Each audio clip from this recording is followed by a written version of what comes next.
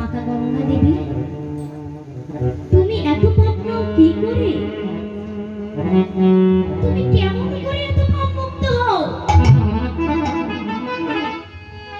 মাতা গঙ্গা দেবী বলেছিলেন,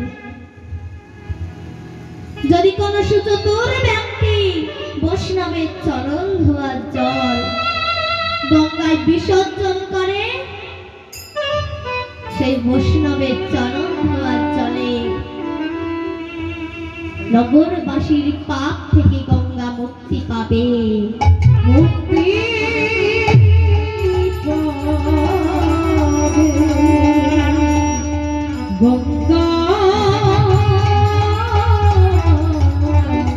মুক্তি পাবে।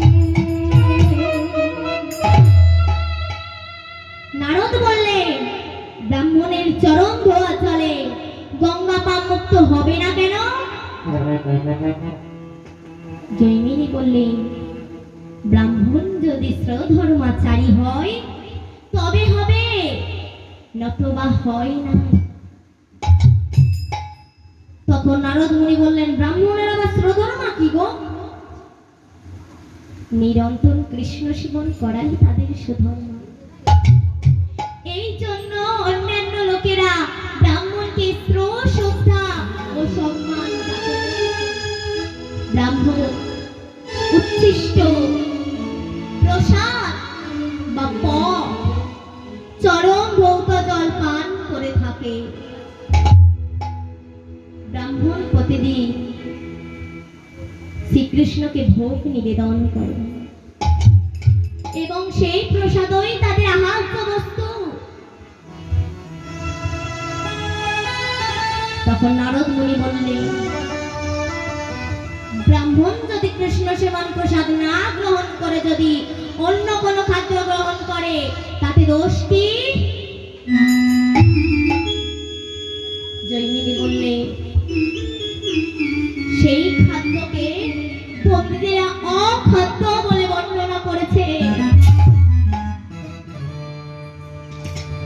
কলি ম্লেচ্ছ চণ্ডালেরা ভগবানকে সেবা না দিয়ে অনিবেদিত অন্ন, রক্ত, মাংস, হাড় জাতীয় বস্তু ভক্ষণ করে থাকে।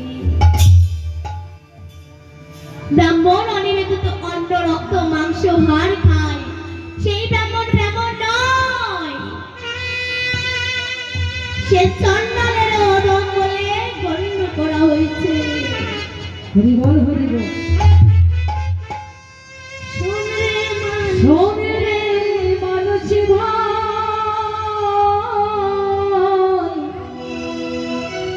সবার উপর মানুষত্ব, তাহার উপর না।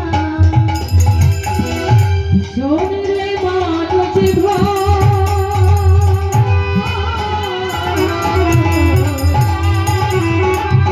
সবার উপর মানুষত্ব,